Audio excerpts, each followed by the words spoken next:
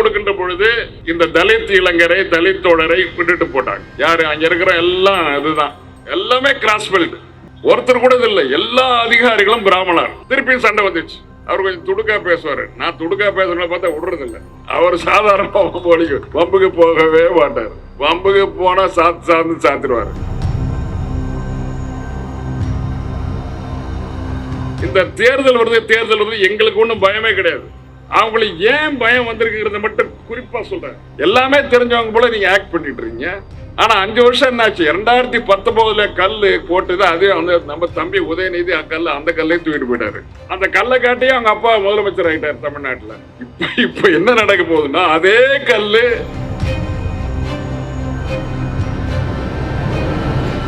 Permission பேராசிரியர் நானும் வர முடியாது. என் தம்பி தான். ஆனா தம்பியா இருந்தாலும் கூட அவர்கிட்ட பர்மிஷன் கேட்டு தான் நாங்க இது கட்சி கட்டுப்பாடு. அவரை எது வேணாலும் பேசிட்டு தப்பிச்சுக்கல. ஏன்னா அண்ணன் இருக்காங்க, காப்பாத்துவாங்க. நம்ம பேசிட்டா அண்ணன் வருத்தம் தெரிவிச்சு சரி பண்ணிடுவாங்க அப்படின்ட்டு ஒரு தைரியம்.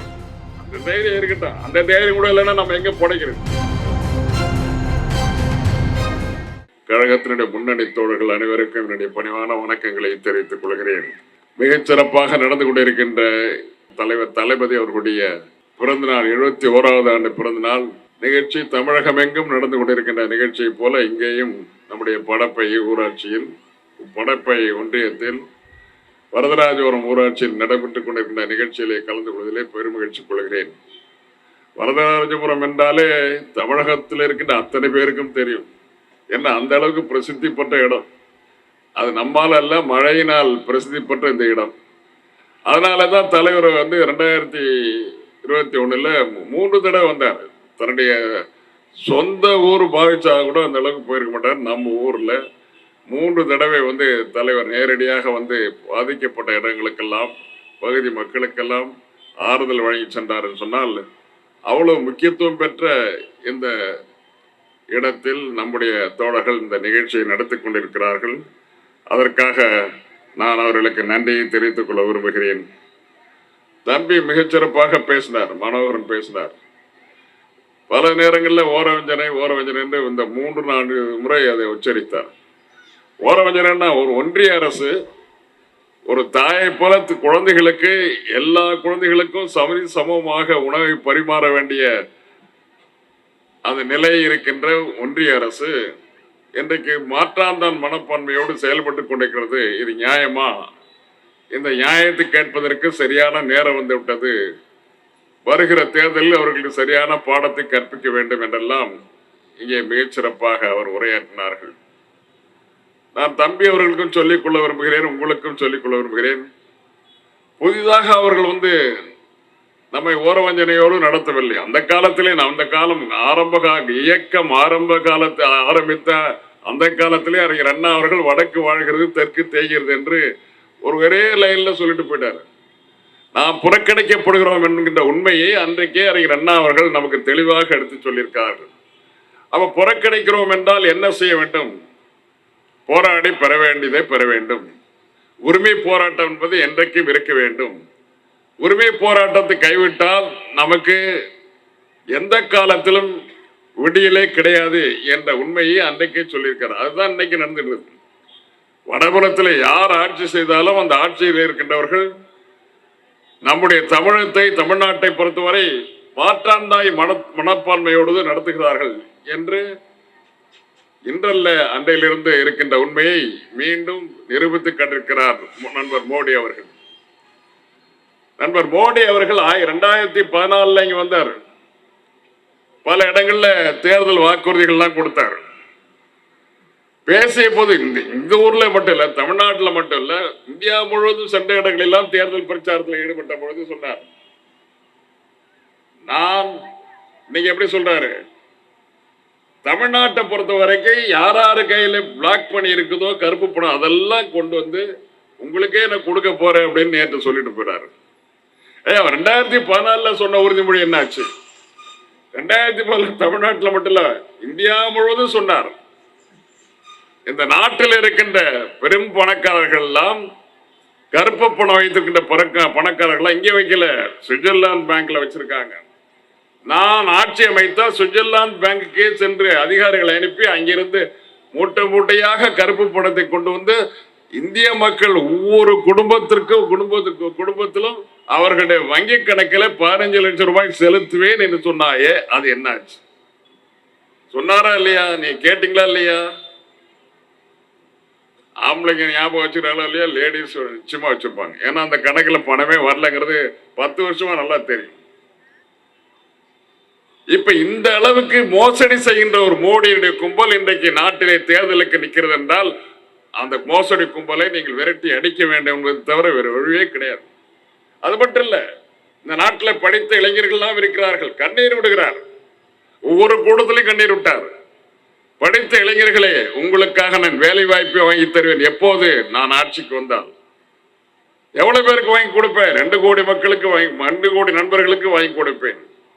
2 கோடி எத்தனை? ஒரு ஆண்டுக்கு 2 கோடி. 20 வருஷம் ஆச்சு, 10 ஆண்டுகள் ஆகிவிட்டது.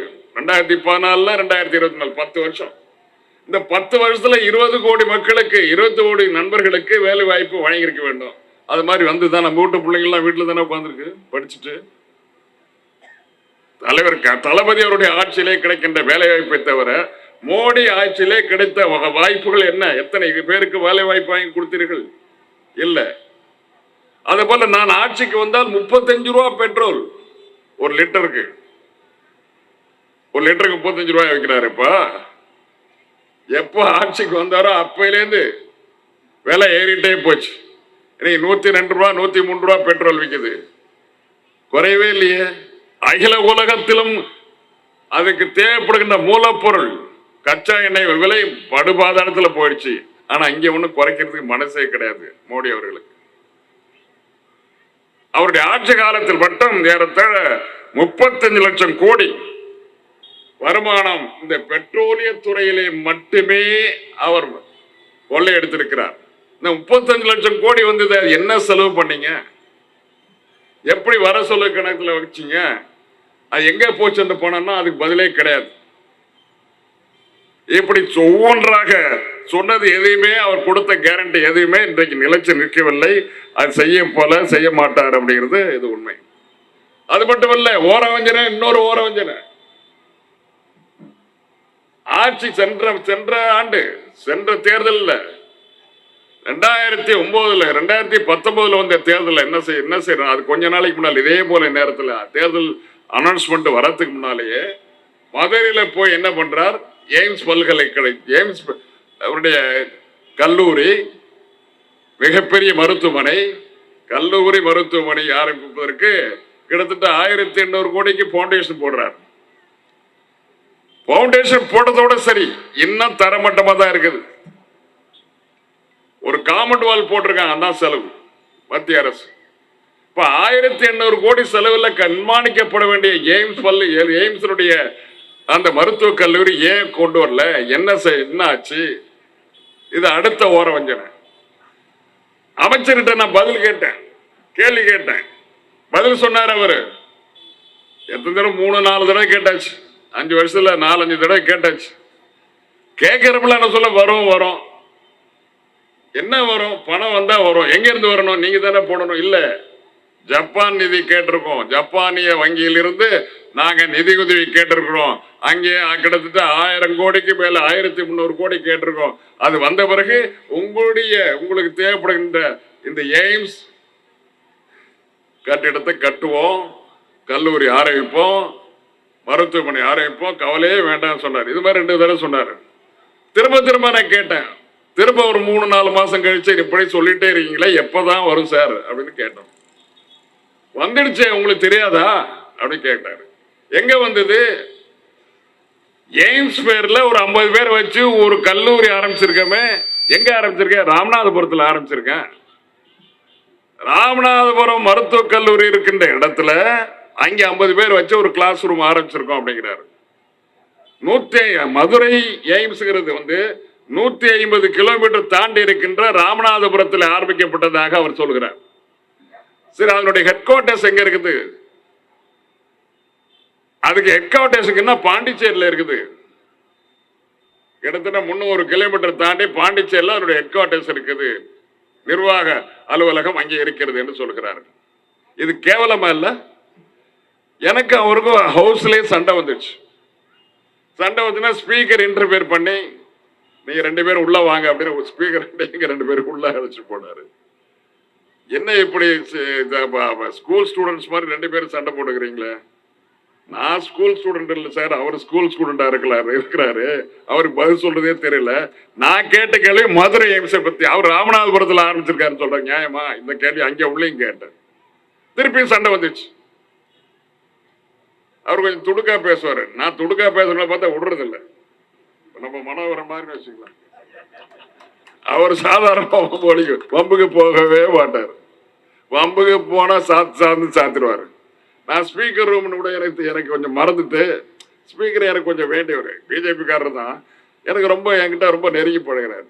அதை அட்வான்டேஜ் எடுத்துக்கிட்டு நான் ரொம்ப ரொம்ப வேகமாக பேசியாச்சு. கடைசியில் இந்த கேள்வி வர்றப்போல்லாம் என்ன பண்ணுவார், கேள்வி வராமையே ஸ்பீக்கர் தடுத்துட்டார். இந்த எய்ம்ஸ் கேள்வி வரும், ஆனால் அன்னைக்கு வராது. வரும், ஆனால் வராது. ஏன்னு கேட்டால் 2 பேரும் சண்டை போடுவோம். இப்படியே 5 வருஷம் முடிஞ்சிச்சு சார். நான் கேட்குறேன், ஜெய்காவில இருந்து ஜாப்பனீஸ் வங்கியிலிருந்து இது வரைக்கும் பணம் வரலன்னு சொன்னா நான் உங்களை கேட்கிறேன். ஒரு ஆண்டுக்கு கிட்டத்தட்ட 5 லட்சம் கோடி, 6 லட்சம் கோடி, 7 லட்சம் கோடிக்கு பட்ஜெட் அனௌன்ஸ் பண்ணிட்டாங்க. ஒரு ஆண்டுக்கு 5 லட்சம் 6 லட்சத்துல ஒரு வருஷத்துல ஒரு 200 கோடி அல்லது 100 கோடி வச்சிருந்தா கூட இந்த 5 வருஷத்துல பில்டிங் ஓரளவுக்கு வந்திருக்கும். ஓரளவுக்கு சில கட்டிடங்களை கட்டியிருக்கலாம், 500 கோடி கட்டியிருக்கலாம். மீதிய கடன் வாங்கிருக்கோம். நம்ம நிர்வாகங்களே நம்மகிட்ட இருக்கிற துணை அமைப்புகளே பணம் கொடுத்துருக்கோம். கடனை வாங்கிட்டு திருப்பி கொடுத்துடலாம். பெட்ரோலியம் செக்டர்ல கேட்கலாம். சரி, ஒன்று தெரியலன்னா எங்களையாவது, நாங்கள் ஆட்சியில் இருந்தோம், எங்களாவது கேட்கணும்ல, அதை கேட்க மாட்டேங்கிறீங்க. எல்லாமே தெரிஞ்சவங்க போல நீங்க ஆக்ட் பண்ணிட்டு இருக்கீங்க. ஆனா 5 வருஷம் என்னாச்சு? 2019 கல் போட்டுது. அதே வந்து நம்ம தம்பி உதயநிதி அந்த கல்லையும் தூக்கிட்டு போயிட்டாரு. அந்த கல்லை காட்டியே அவங்க அப்பா முதலமைச்சர் ஆயிட்டார் தமிழ்நாட்டில். இப்ப என்ன நடக்க போகுதுன்னா, அதே கல்லு இந்த நாட்டினுடைய பாரத பிரதமரை எஸ்டாப்ளிஷ் பண்றதுக்கு அதே கல்லை தூக்கிட்டு உதயநிதி வருவார்னு நான் நினைக்கிறேன்.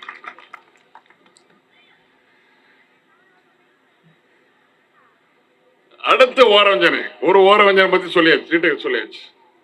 அடுத்த ஓரவஞ்சனை இந்த தமிழ்நாட்டுடைய தலைநகர் சென்னை.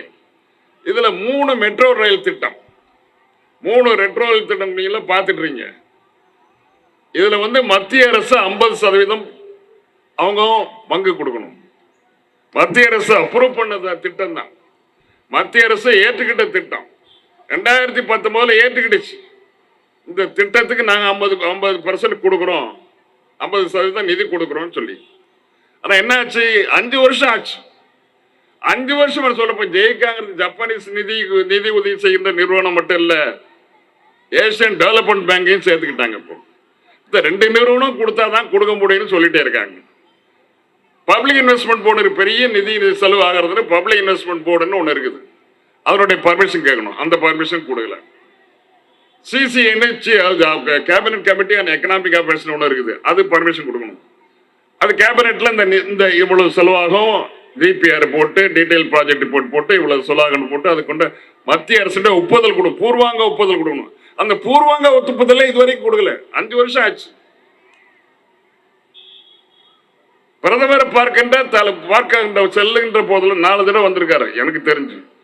நான் எல்லாமே போனதில்லை, 4 தடவை போனாரு. 4 தடவை பெட்டிஷன்லையும் தலைவர் என்ன பண்றாரு, இந்த மெட்ரோ திட்டம் 2வது மெட்ரோ திட்டம் தமிழ்நாட்டில் இருக்கின்ற தலைநகரத்தில் இருக்கிற மெட்ரோ திட்டத்தை கொண்டு வரதுக்கு நீங்க உதவி செய்யணும். நீங்க உதவி செய்யறதா ஒத்துக்கிட்டு இருக்கீங்க. இந்த திட்டம் துவங்கும் போது உங்களுடைய உள்துறை அமைச்சருக்கு பார்ட் அண்ட் பார்சல் திட்டமா இருந்திருக்காரு, அவரு ஒப்புதல் தெரிவிச்சிருக்காரு. நீ கொடுக்கலையே அப்படின்னு நான் செஞ்சிடறேன் பாரு, தலையாட்டுவார். செய்யறது கிடையாது.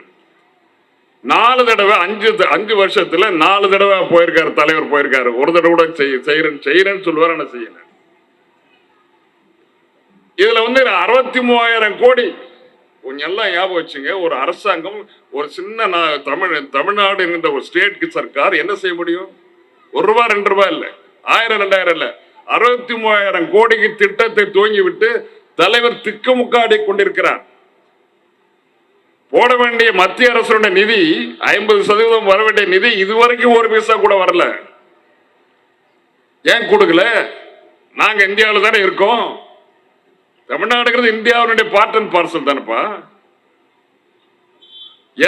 எந்த பிரதமராவது இப்படி புறக்கணிப்பாங்களா? ஒரு ஸ்டேட்டை புறக்கணிப்பாங்களா? இந்த கேள்விக்கு அவர்கள் பதில் சொல்ல வேண்டாமா? நீங்கள் எல்லோரும் பயணிக்கின்ற மெட்ரோ ரயில் திட்டம், மூன்று வழித்தடங்கள், இந்த 3 வழித்தடங்களும் வேலை நடந்துகிட்டே இருக்குது. போறீங்களா, பாக்குறீங்களா? எங்க பார்த்தாலும் மெட்ரோ ரயில் திட்டம் 2வது திட்டம் நடந்துகிட்டே இருக்குது. ஒவ்வொரு நாளும் தலைவர் கஷ்டப்பட்டு பைசாவா செலவு பண்ணிட்டு இருக்காரு. 63,000 கோடியில 30,000 நம்ம கொடுக்கணும், அவங்க 30,000 கொடுக்கணும். அப்ப இந்த நியாயத்தை கேட்பதற்கு எங்கே போய் கேட்பது? பொதுமக்கள் மத்தியிலே, அன்பு சகோதரர்கள் மத்தியிலே, அன்பு தோழர்கள் மத்தியிலே தான் கேட்டுக்கொண்டிருக்கிறோம். பாராளுமன்றத்தில் கேட்கிறோம். இது கேட்கும் போதுதான் சார் பிரச்சனை வந்தது. என்ன பிரச்சனை கொடுத்து அதை நான் அப்புறம் சொல்றேன். இந்த நிதி உதவி சரியாக வழங்கவில்லையே, நீங்கள் ஏன் இப்படி செய்கிறீர்கள் என்று கேள்வி கேட்கிறோம். அவங்களும் பேசுறாங்க. வாய்ப்பு கிடைக்கும் போல தமிழ்நாட்டினுடைய பாராளுமன்ற உறுப்பினர்கள் கேட்கிறாங்க. நான் பல தடவை கேட்டு ஓஞ்சி போயாச்சு. 17/8/21 பிஐபிக்கு அனுப்புறோம், பப்ளிக் இன்வெஸ்ட்மெண்ட் போர்டுக்கு அனுப்புறோம். இது வரைக்கும் பதிலே கிடையாது. கேபினட் கமிட்டி அப்ரூவ் பண்ணல. இதை எங்க போய் சொல்றது? சொல்லியாச்சு, உங்கள்கிட்ட சொல்ல வேண்டியது சொல்லியாச்சு. அடுத்த ஓரவஞ்சனை நம்முடைய ஊர்ல எங்க பேசிட்டு இருக்கோமோ அந்த ஊர்ல 45 சென்டிமீட்டர் ஒரு நாள்ல பெய்யுது. 1.5 அடி மழை, 1.5 அடி உயரம், 45 சென்டிமீட்டர் மழை சென்னையிலும், காஞ்சிபுரத்திலும், செங்கல்பட்டிலும், திருவள்ளூர் பகுதியிலும் ஒரே நாள்ல கொட்டி தீர்த்துச்சு. மக்கள் திக்கும் கடைபிட்டாங்க. 24 லட்சம் மக்கள் பாதிக்கப்பட்டார்கள். 24 லட்சம் மக்கள் பாதிக்கப்பட்டார்களே, அவர்களை பற்றி கவலைப்பட்டாரா மோடி? எப்படி கவலைப்படுறது அப்புறம் வர. இந்த 24 லட்சம் பேருக்கும் 6,000 ரூபாய் கொடுத்து உதவிய மகான் நம்முடைய தளபதி மு.க. ஸ்டாலின் அவர்கள். இது முடிஞ்சது. தென்புலத்திலே தூத்துக்குடி, கன்னியாகுமரி, திருநெல்வேலி, தென்காசி போன்ற மாவட்டங்களில் இதை விட கொடுமை. ஒரே நல்ல 155 சென்டிமீட்டர்,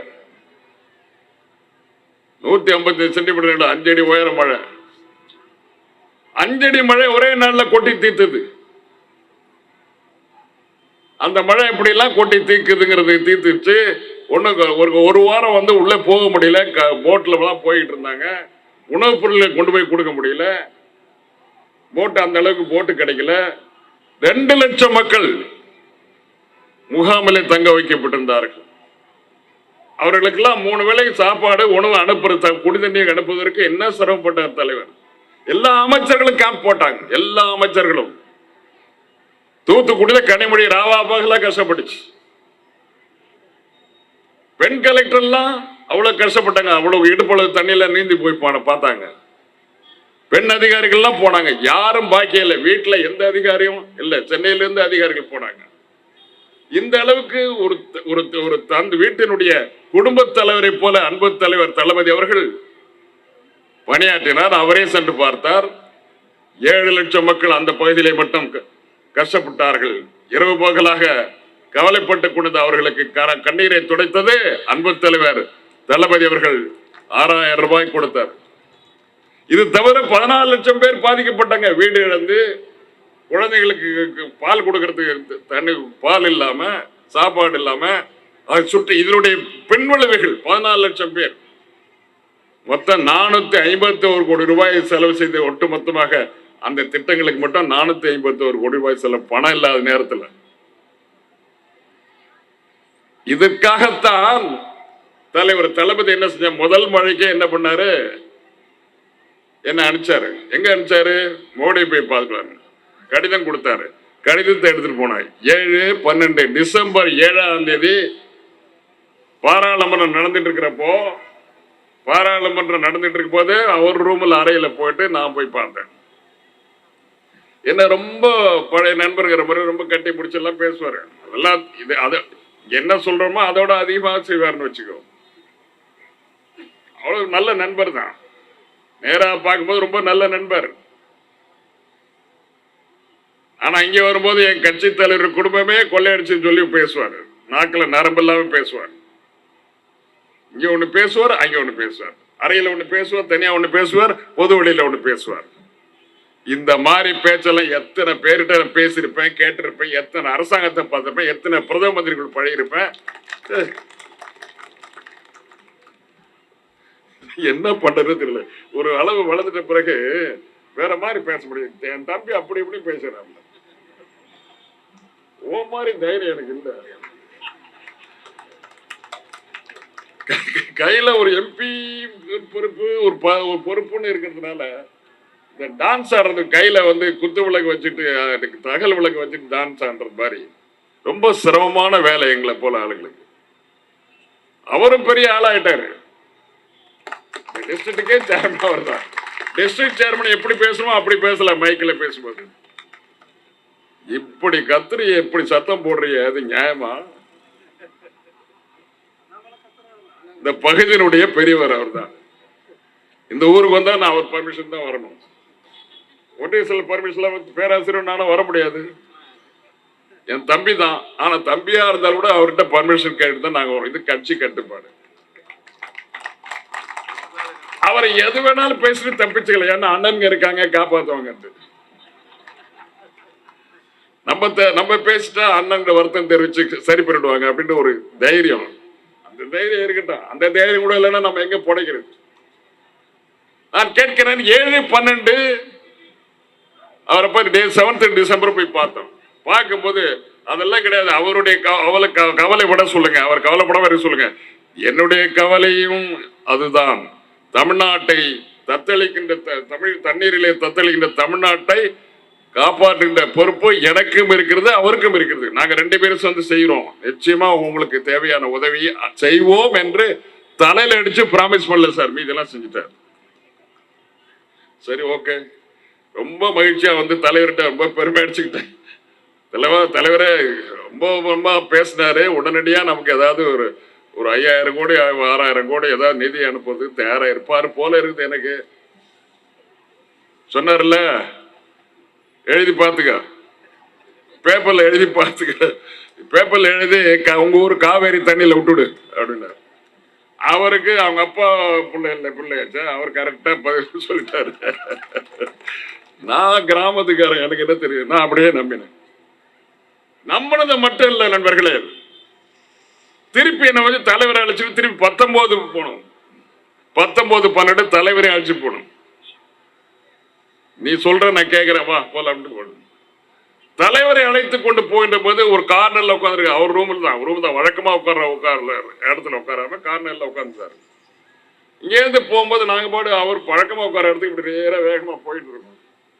மனோகரா, நீ நம்ப மாட்ட, அங்கிருந்து ஸ்டாலின்ஜி ஸ்டாலின்ஜி ஸ்டாலின் ஓடி வர்றாரு. அவ்வளவு பெரிய ஆளு ஸ்டாலின்ஜி ஸ்டாலின். நான் எங்க குரல் கேட்குது, அவர் பக்கம் பாக்குறாரு. அந்த கடைசியில் ஒரு மூலையில இருந்து வர்றாரு. இல்ல டிராமா சார், உங்களுக்கு தெரியாது, முன்னாலே செட்டம். அவர் வந்தா இப்படி கூப்பிட்டு போடணும் அப்படின்னு அதை போய் நாங்கெல்லாம் ஊர்ல போய் சொல்றோம்ல. அது இந்த நாட்டுடைய பிரதமர் எப்படி பிஹேவ் பண்ணாருங்கிறது நல்லது தானே. அது அவர் இப்படி தலைவர் மேல அவ்வளவு பாசம் வச்சிருக்காருன்னு ஸ்டாலின்ஜி வந்தாரு. வாங்க உட்காருங்க, இடத்த காட்டி உட்கார வச்சார். 2 பேரும். அப்புறம் வழக்கம் போல என்ன கிண்டல் பண்ணுவாரு. அவருக்கு முன்னால என்ன கிண்டல் பண்ணி அவர் ஜோக்குக்கெல்லாம் அனுப்பி, அதான் சொல்ல வேண்டிய அவசியம் தேவையில்லாத வேலை. அந்த உட்காந்தா திருப்பி எல்லாம் கேட்டாரு, விழா வாரியா கேட்டாரு. அது 35,000 கோடிக்கு நிதி உதவி தேவைப்படுது, இந்த மாதிரி நிலைமை ஆகி போச்சு அப்படின்னு சொல்லி. எனக்கு தெரியும், நான் டிவியில எல்லாம் பார்த்தேன், இதெல்லாம் சொல்லாதீங்க, அதுவே எனக்கு கண்ணீர் வருது அப்படியே சொல்றாரு. இதே அதை பார்த்ததே எனக்கு கண்ணீர் ஓடினால தூங்கல. 1 நாள் 2 நாள் தூங்கவே இல்லை. தமிழ்நாட்டு மக்கள் எந்த அளவுக்கு கஷ்டப்பட்டிருப்பாங்க எனக்கு தெரியுது. நீங்க சொல்ல வேணாம், நிறுத்துங்கன்னு சொல்லிட்டு, இது உங்களுடைய கடமை மட்டுமல்ல, என்னுடைய கடமை, நாம் 2 பேரும் சேர்ந்து சமாளிக்க வேண்டும் நிலையை அப்படின்னு சொல்லி சொன்னார். அன்னைக்கு நான் சொன்னதை நம்பல தலைவர். இன்னைக்கு அவருக்கு நேரா சொன்ன உடனே, ஆமா நீ சொன்னது உண்மையாதான் இருக்கலாம் பொழுது, வா 37,000 கோடியில ஏதாவது 6,000-5,000 கோடியாவது வரும் என்று அவரே கார்ல ஏறது முன்னால சொல்றாரு. ஒரு மெஸ்பரிசம் பண்ற மாதிரி பண்றாரு. உங்களுக்கு தெரியும், அவர் பேசுன அப்படியே நம்பணும். அது மாதிரிதான் இங்க வந்து தமிழ்நாட்டு மக்களை பிரெயின் வாஷ் பண்ணலாம்னு நினைச்சிட்டு அன்பு சகோதரிகளை ஏமாந்துடாதீங்க. இந்த மோடியை பத்தி உங்களுக்கு சொல்றதுக்கு காரணம் எங்க சகோதரிகளுக்காகத்தான். எப்படி ஏமாற்றுவார் என்பதற்காக சொல்கிறேன் உங்களுக்கு. சொல்லியாச்சு, முடிஞ்சிச்சு, போயாச்சா. அடுத்த சீன் வாங்க. கொஞ்ச நாள் ஆச்சு, வரல, படம் வரல. தலைவர் என்ன பண்ணா, இதெல்லாம் சரியா வராதுப்பா, நம்ம என்ன செஞ்சோங்கிறத நம்ம பப்ளிக் கிட்ட சொல்றோம். ஆனா பொதுமக்களுடைய ஒட்டுமொத்த ரெப்ரஸன்டேட்டிவா பிரதிநிதியாக இருக்கின்ற எல்லா கட்சி தலைவர்களையும் அழைச்சிட்டு போவோம். எல்லா கட்சி தலைவர்களையும் பாராளுமன்ற தலைவர்களையும் அழைத்து கொண்டு போய் பாரு, உள்துறை அமைச்சர் தான் இந்த பொருளுக்கு அவர் தான் காரணம், அதுதான் அவர் தான் செய்யணும். உள்துறை அமைச்சர் தான் அந்த பணம் நிதி எல்லாம் கொடுக்கறது போறது. அவரே போய் பாரு, கடிதம் கொடுத்தாரு, போய் பார்த்தோம். அவர்கிட்ட போய் 20 நிமிஷம் கேட்கிறார் அமித்ஷா. பிஸியஸ்ட் மந்திரி யாருன்னா அமித்ஷா தான், உள்துறை அமைச்சர் தான். அவர் வந்து 20 நிமிஷம் கேட்ட உடனே எங்களுக்கு ஒண்ணுமே புரியல. ஒரு 10 தடவை 20 தடவை பாலாஜின்னு 1000 ப்ராமிஸ் பண்ணாரு. இவரை விட அவர் ஒண்ணு விடாக்கண்டன் கொடாக்கண்டன் மாதிரி 2 பேரும் வந்தாங்க பாருங்க இந்தியாவினுடைய ஆட்சியில. அவர் சொல்றாரு, நீங்க ஒண்ணுமே கவலைப்படாதீங்க, இது ஜனவரி மாசம் 13ஆம் தேதி, ஜனவரி மாசம் 13ஆம் தேதி நாங்க பாக்குறோம். ஜனவரி மாசம் 27ஆம் தேதிக்குள்ள உங்களுக்கு வந்து சேர வேண்டிய நிதி ஒரு நாள் அப்படியும் போகாது இப்படியும் போகாது. உனக்கு முன்னாலே சொல்லிடுறேன், 27க்கு முன்னாலே அந்த நிதி விடுவிப்பதற்கு நான் நிச்சயமாக ஏற்பாடு செய்கிறேன். எல்லா இன்ஸ்பெக்ஷன்லாம் முடிஞ்சிச்சு, ஒன்றுமே டிலே ஆகாது என்று சொன்னார் அமித்ஷா. இதை பத்தி தான் பாராளுமன்றத்தை கேட்டேன். பாராளுமன்றம் முடிய போகுது, நான் கேட்டேன். நம்ம தம்பிக்கு எனக்கு சண்டை வந்துச்சு. நம்ம தம்பி யாருன்னு தெரியும், மாண்புமிகு அமைச்சர். ரொம்ப நல்ல என்னுடைய தம்பி தான். நான் அப்படி இன்னைக்கும் அப்படிதான் நினைக்கிறேன், அவர் பாராட்டுறேன். ஆனா ஏன் அப்படி அவர் என்ன இன்டர்ஃபியர் பண்ணி அடிக்கடி டிஸ்டர்ப் பண்ணாருன்னா, அவர் கட்சியில அவர் மதிக்கணும்னு நினைச்சாரா என்னன்னு தெரியல. அவர் என்னை டிஸ்டர்ப் பண்ணிட்டே இருந்தாரு, கேள்வி கேட்டுட்டே இருக்கேன். எனக்கு தாட்ஸ் போயிடுது. நடுவில் டிஸ்டர்ப் பண்ணும்போது நான் பேச வேண்டியது தொடர்பா பேச முடியல. தம்பி கொஞ்சம் உட்காருங்க, முதல்ல தம்பி அமைச்சர் வந்துட்டு தம்பி கொஞ்சம் உட்காருங்கிறேன். அப்போ இங்கிலீஷ்ல ப்ளீஸ் சிடன்னு சொல்றேன். அப்புறம் இப்படி சொல்லிட்டே இருக்கும்போது அவர் பாட்டு வாய்ஸ் ரேஸ் பண்றாரு. அப்ப நான் சொன்ன ரூல்ஸ் சொன்னேன், நீங்க நான் ஈல்ட் ஆகிறேன்னா நான் உட்கார வச்சுட்டு நீங்க சொன்னதை நான் கேட்டு நான் உட்கார்ந்த பிறகு நீங்க போய் பேசணும். பாராளுமன்ற முறை தெரியாம பேசுறீங்களே, இல்லைன்னா ஸ்பீக்கர் உங்களை அலோவ் பண்ணிருக்கணும். ஸ்பீக்கரும் அலோவ் பண்ணல, நானும் ஈல்ட் ஆகல, நானும் உட்காரல, நீங்க எப்படி நடுவில் பேசுறீங்க தம்பி அப்படின்னு கேட்டேன். போட்டாங்க. அப்போ ஒரு பெரிய சதி திட்டம். என்ன சதி திட்டம் தம்பி? உடனே கம்யூனல் எழுதிட்டாங்க. இதுக்கு நான் எங்க போறது? பதில் எங்கேயும் போக முடியாது. இப்ப நான் பப்ளிக் கிட்ட சொல்றேன், நான் ஒரு சின்ன பையன். என்னுடைய வரலாற்றுல நான் எழுதியிருக்கேன், என்னுடைய வரலாற்று புத்தகத்துல எழுதியிருக்கேன். சின்ன பையன், எங்க ஊர்ல எலிமெண்டரி ஸ்கூல்ல நான் படிச்சுட்டு இருக்கேன். எலிமெண்டரி ஸ்கூல்ல படிச்சு என்னுடைய தோழன் தலித் இளைஞன், சின்ன தம்பி, நான் சின்னவாங்க போது 2 பேரும் ஸ்கூலுக்கு போயிட்டு வருவோம். வர்ற போது அந்த தோப்புல வந்துகிட்டே இருக்கும் போது என்ன ஆகும், எங்க அப்பாவும் அவங்க அப்பாவும் டீ கடைக்கு போவாங்க. அந்த பிராமணால் ஹோட்டல்னு ஒன்று வச்சிருப்பாங்க. உங்களுக்கு எல்லாம் பல பேருக்கு தெரியாது. ரெட்டைக்கோளை தெரியுமா யாருக்காவது? உங்களுக்கு தெரியாது, சான்ஸ் இல்லை. அந்த ரெட்டைக்கோளை ஒரு கோலை தொங்கும் போது சணல்ல தொங்கும். என்ன கோலைன்னா டால்டா தின்னு, பழைய டின்னு. அதை அலம்பி வைடாம பாரு. யார? என்னுடைய தோழனுடைய அப்பாவை காசு வைப்பார். அவரு காசு வச்சுன்னு அது தண்ணி ஊற்றி கல்லால போட்டுட்டு, இது அலம்புடா, இந்த டால்டா டின்னு அலம்பு, அலந்தான் டீ ஊத்த போறேன்னு சொல்லிட்டு. இந்த டீ எது வழியா போகும் தெரியுமா? பல பேருக்கு தெரியாது. இது வரைக்கும் இந்த கதையெல்லாம் சொன்னதில்லை உங்களுக்கு. மூங்கில 2ஆ பிளந்து டீயை மேல ஊத்துவாரு. அந்த மூங்கில் இப்படி சர்றன்னு கீழே போய் அந்த டால்டா டீல ஊத்துவோம். டால்டா டீல இருக்கிற அந்த டீயை எடுத்து அந்த தலித் தோழருடைய அப்பா சாப்பிடுவாரு. ஆனால் என்னுடைய தந்தையாருக்கு டைரக்டா கொடுப்பாரு ஐயர். அந்த இளைஞர், அந்த சின்ன பிஞ்சு மனம் கொண்ட தம்பி கேட்கிறான், என்ன ஏப்பா உங்க அப்பாவுக்கு அப்படி கொடுக்குற, எங்க அப்பாவுக்கு அப்படி கொடுக்குறாங்க? சரி வா வா அப்படின்னு தோல்ல கை போட்டுட்டு நான் பாட்டு தனியா அழைச்சிட்டு போயிட்டேன். சொல்லு நீ ஏன் சொல்ல மாட்டேங்கிற சொல்லு. நேரம் வரும்போது சொல்ற, பேசாம வா அப்படின்னு அப்பவே சொன்னேன். என்ன நேரம் வரும்போது சொல்லு பார்க்கலாம்.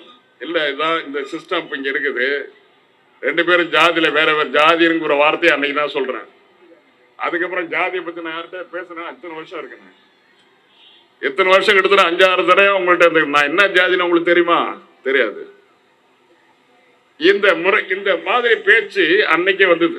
அன்னைக்கே சின்ன குழந்தையா இருக்கும் போது நான் அப்படி பிஹேவ் பண்ணேன்.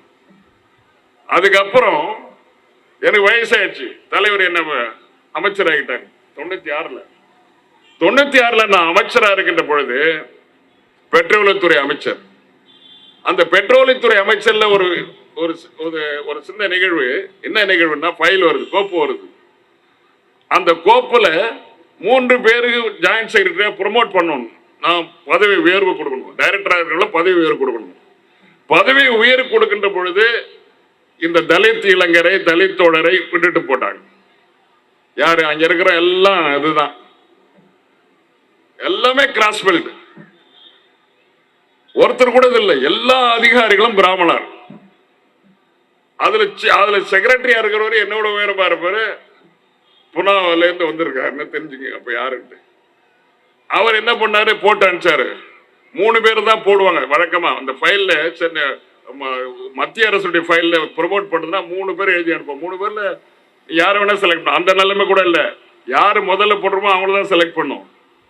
அங்க இருக்கிற சிஸ்டம். எனக்கு 3 பேர்ல இந்த பஷாலுங்கிற பேரே கிடையாது. யாரை நான் ப்ரொமோட் பண்ணணும் நான் நினைச்சுக்கிட்டு இருந்தேனோ, அமைச்சர் யாருக்கு பதவி கொடுக்கணும்னு நினைச்சாரோ அவர் பேர் வரல. பஷாலுங்கிற தலித் இளைஞருடைய பேர் வரல. ஜாயிண்ட் செக்ரட்டரி ஆக்கணும். பெட்ரோலியம் செக்டர்ல ஜாயிண்ட் செக்ரட்டரி ஒரு தலித் இளைஞர் வந்ததே கிடையாதுயா. அது வரைக்கும் வந்ததே கிடையாது. நான் ஏப்பா பேர் அதுல இல்ல சார் 3 பேர் போட்டாச்சு. 4வது பேரை போடு. அவனுக்கு இவனுக்கு ஒண்ணுமே தெரியல. 4வது பேரை யாருமே செலக்ட் பண்ண மாட்டாங்க. 2 போட மாட்டாங்க. 2 டிக் பண்ண மாட்டாங்க. 3 டிக் பண்ண மாட்டாங்க. இது 4வது பேர் தான். 4வது பேரை போட்டு அனுப்பிச்சார். 4வது பேரை போட்டு அனுப்பிச்ச உடனே நான் என்ன பண்ணேன், எனக்கு பெரிய மந்திரி Devegowda prime minister. Prime minister என்ன, டியர் பிரைம் மினிஸ்டர் கவுடாஜி, Mr. Bashal belongs to the Bashal identified as number 4 belongs to Dalits.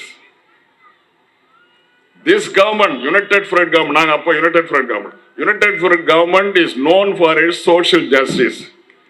If we are not promoting Bashal as joint secretary, there is no meaning at all to preach social justice hereafter. TR பல்ல கைது போட்டு prime மினிஸ்டருக்கு கோப்பை அனுப்பிச்சேன். சாயந்தரமே வந்துருச்சு.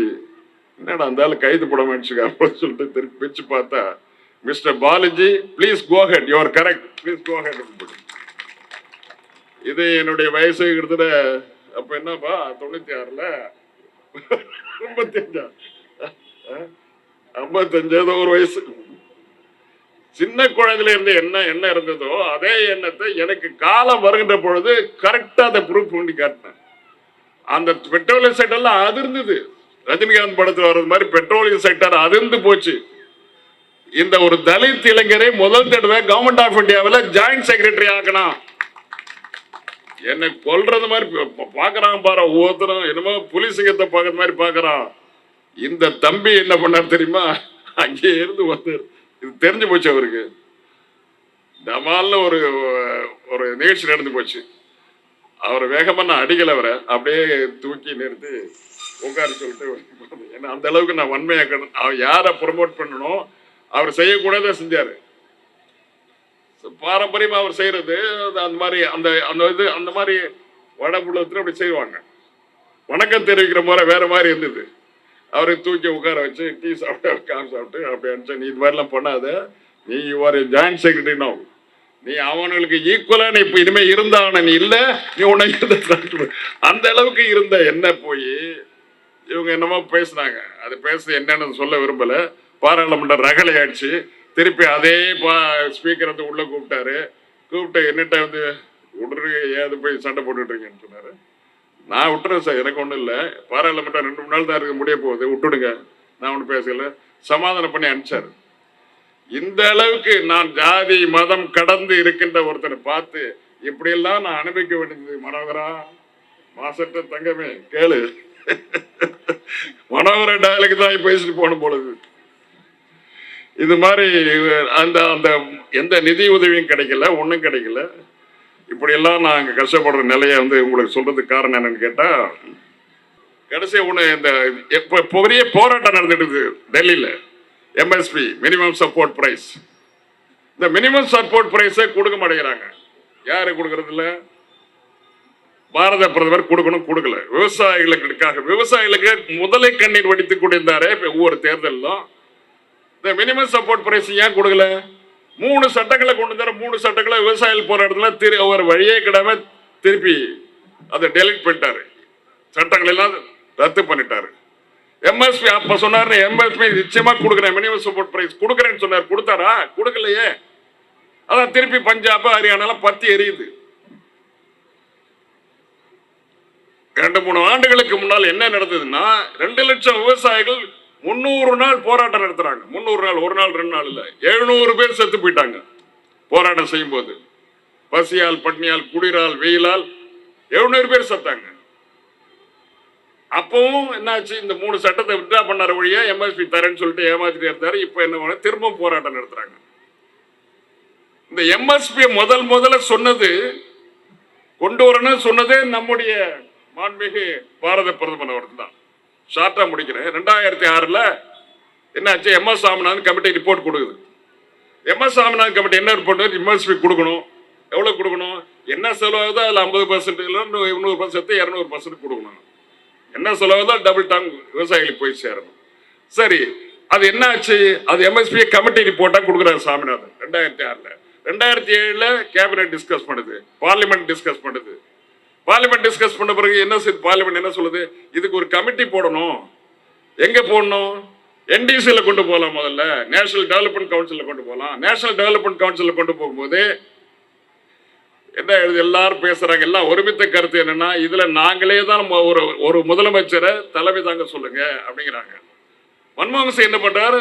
அவரே இருக்கட்டும், யாரு, நம்ம மோடி சாரே இருக்கட்டும், தலைவரா இருக்கட்டும், எல்லா முதலமைச்சர்கள் இருக்கின்ற என்டிசி மீட்டிங்ல கமிட்டி போடுறாங்க எம்எஸ்பிக்காக. அது மோடியே தலைமை இருக்கிறார். மோடி தலைமையேற்ற பிறகு என்ன சொன்னா, மோடி ரிப்போர்ட் கொடுக்கிறார். என்ன ரிப்போர்ட் கொடுக்கிறார் சொன்னா, இந்த எம்எஸ்பி தர வேண்டிய நேரம் வந்தாகிவிட்டது என்று 2011 மன்மோகன் சிங் மோடி கமிட்டி ரிப்போர்ட் கொடுக்குது. மோடியே அவர்கிட்ட சொல்றாரு, மன்மோகன் சிங் அவர்களே, இனிமே நீங்க வெயிட் பண்ண வேண்டியதில்லை, எம்எஸ்பி கொடுத்துருங்க அப்படிங்கிற. அவர் என்ன பண்ண, மோடி கொடுத்த கமிட்டி ரிப்போர்ட்டை வச்சுக்கிட்டு அட்வொகேட் ஜெனரல், அட்டார்னி ஜெனரல்கிட்ட கேட்கிறார். அட்டார்னி ஜெனரல் என்ன சொல்றார்? இது ஃபுட் செக்யூரிட்டி ஆக்ட் இருக்கணும். இந்த ஆக்ட் வர்றதுக்கு முன்னால, சட்டம் கொண்டு வரதுக்கு முன்னால ஃபுட் செக்யூரிட்டி ஆக்ட் கொண்டு வரணும். ஃபுட் செக்யூரிட்டி ஆக்ட் மட்டும் கிடையாது, அதே நேரத்தில் லேண்ட் அக்விசிஷன் ஆக்ட், நிலம் கையகப்படுத்துது அப்படின்னு 2 சட்டமும் வந்தாதான் இந்த எம்எஸ்பி சட்டம் செல்லுபடி ஆகும்னு சொல்றாரு அட்டார்னி ஜெனரல். அதனால அந்த 2 சட்டத்தையும் கொண்டு வரதுக்கு காலதாமதம் ஆகுது. எங்க பாராளுமன்றத்தில் 2 நாங்களாம் இருந்தப்போ ஒத்துக்கிட்டோம். ஒத்து முடிஞ்சு அந்த 2 சட்டமும் கொண்டு வந்தாச்சு. கொண்டு வந்த பிறகு 2013 வந்துருது. இதே போல தேர்தல் காலம். 2014 தேர்தல் வருது. தேர்தல் வந்த உடனே மோடி பிரதமர் ஆகிறார். எந்த சட்டத்தை கமிட்டி குழுவினுடைய தலைவராக இருந்து கொடுத்தாரோ அதே சட்டத்தை இவரே நிறைவேற்ற வேண்டிய காலம் வந்துவிட்டது. அவர் இன்றைக்கு பிரதம மந்திரியாக இருக்கிறார். ஏன் கொண்டு வரல? அவருக்குள்ள சான்ஸ் வந்துருச்சு இல்ல, செய்யல. இப்படி பல நேரங்களிலே பல விஷயங்களை சொல்லி கொண்டு போகலாம். கடைசியா ஒண்ணு சொல்றேன்.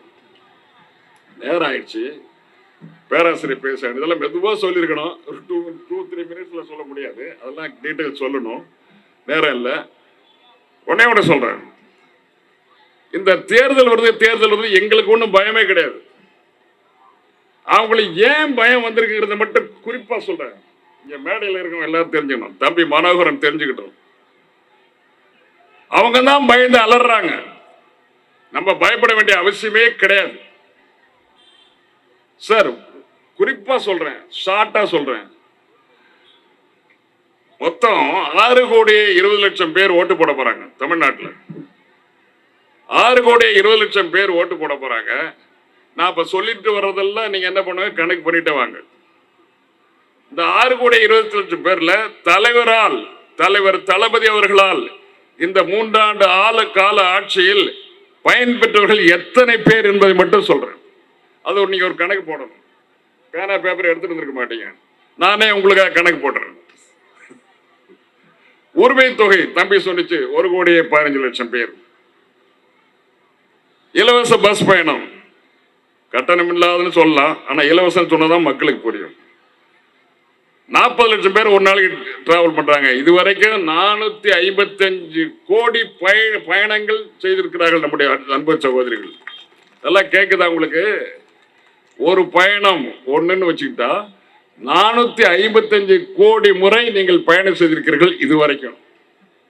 ஒரு நாளைக்கு 40 லட்சம் பெண்கள். காலை சிற்றுண்டி 17 லட்சம் பேருக்கு தம்பிகளுக்கு. புதுமை பெண் திட்டத்தில் 4,81,75,000 பேர். இலவச மின் இணைப்பு 1,65,000 பேர். நான் முதல்வன் திட்டத்தில் திறன் மேம்பாடு 28 லட்சம் பேர். மக்களை தேடி மருத்துவம் 1,70,00,000 பேர்.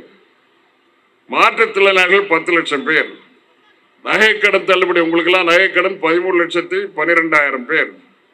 கூட்டுறவு கடன் 1 லட்சம் பேர். சுயநிதி குழு 1,03,376. மக்களுடன் முதல்வர் 3,40,000. வேளாண் வளர்ச்சி கடன் 42,33,000. இளம் தேடி கல்வி 34 லட்சம். எல்லாம் சேர்த்தா 4,81,34,451 பேர் இதை பயன்பெற்றிருக்கிறார்கள். வாக்களிக்கப்பவர்கள் 6,20,000 பேர். 6,20,00,000 பேர். எத்தனை பர்சன்ட் தெரியுமா? 77%. நன்றாக புரிந்து கொள்ளுங்கள். 77% மக்கள் பயன்பெற்றிருக்கிறார்கள் அன்பு தளபதி அவர்களுடைய ஆட்சியிலே. என் தம்பி மனோகரன் கவலைப்பட வேண்டிய அவசியம் கிடையாது. ஆனா அதே நேரத்தில் இன்னும் சீரியஸா வேலை செய்யணும். ஏன்னு கேட்டீங்கன்னா நம்ம ஆளுங்க அப்படியே இருந்துருவாங்க. இவ்வளவு பேர் தான் ஓட்டு போட போறாங்களே, நம்மளும் கொஞ்சம் தண்ணி ஊற்றி வரலான்னு வருவாங்க. அந்த நிலை கூடாது. அது மாதிரி இருக்கக்கூடாது. மிகச்சிறப்பாக நீங்கள் பணியாற்ற வேண்டும். அதே நேரத்தில் என்னுடைய நம்முடைய அன்பு தளபதி பெயர் ஸ்டாலின்.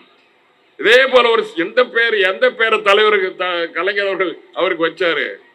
ஜோசப் ஸ்டாலினுடைய பெயரை நம்முடைய முத்துவேல் கலைஞர் ஸ்டாலினுக்கு வச்சாரு. ஜோசப் ஸ்டாலின் சொல்றான், சுப்ரீம் கோர்ட்டில் பேசும்பொழுது ஜோசப் ஸ்டாலினை பார்த்து குருஷேவ் சொல்றாரு, ஜோசப் ஸ்டாலின் நமது நம்பிக்கை, ஜோசப் ஸ்டாலின் நமது விருப்பம், ஜோசப் ஸ்டாலின் நம்முடைய உறுதி, ஜோசப் ஸ்டாலின் நமது வெற்றி, ஜோசப் ஸ்டாலின் நம்முடைய எதிர்காலம் என்று அன்றைக்கு குருஷேவ் அந்த ஜோசப் ஸ்டாலினை பார்த்து சொல்றான். நாம் எல்லாம் இன்றைக்கு சொல்ல வேண்டிய ஒன்றே ஒன்று என்னவென்றால், முத்துவேல் கலைஞர் ஸ்டாலின் நமது நம்பிக்கை, முத்துவேல் கலைஞர் ஸ்டாலின் நமது விருப்பம், முத்துவேல் கலைஞர் ஸ்டாலின் நமது உறுதி, முத்துவேல் கலைஞர் ஸ்டாலின் நம்முடைய எதிர்காலம், முத்துவேல் கலைஞர் ஸ்டாலின் நமது வெற்றி என்று சொல்லி, என்னுடைய அன்பு தம்பிகள் மன்னிக்க வேண்டும், கொஞ்சம் நேரம் எடுத்துக்கிட்டேன். நான் எப்போ இவ்வளவு நேரம் பேச மாட்டேன். அதுலயே நிறைய குறைச்சாச்சு. அதில் என்னுடைய தொகுதியில் நான் சொல்ல வேண்டிய சில மேட்டர், ஏன்னா என்னை பற்றி தப்பா பேசிட்டாங்க. அதனால அதுக்கு கொஞ்சம் நேரம் எடுத்தாச்சு. வேற வழி கிடையாது. நான் அது மாதிரிலாம் பேசுறவங்க கிடையாது. அது மட்டும் இல்லை, எனக்கு ஜாதி மத வேறுபாடுகளே கிடையாது. நான் ஸ்ட்ரெயிட்டு தப்பு நடந்தா தப்புன்னு சொல்லிட்டு போயிட்டே இருப்பேன். எனக்கு நன்றியோட இருக்க தெரியும். இத்தனை ஆண்டுகள் நான் தேர்தலில் போட்டி போட, இத்தனை ஆண்டுகளும் நீங்கள் எனக்கு பெருமை செஞ்சிருக்கீங்க. இந்த தொடர்ந்து இந்த வெற்றி அன்பு தலைவர் தளபதி அவர்களுக்கு நீங்கள் நல்க வேண்டும் என்று கேட்டு, அன்பு தலைவர் தளபதி அவர்கள் நீண்ட நாள் வாழ்ந்து நமக்கெல்லாம் வாழ்த்துக்களை தெரிவிக்க வேண்டும் என்று கேட்டு விடைபெறுகிறேன். வணக்கம்.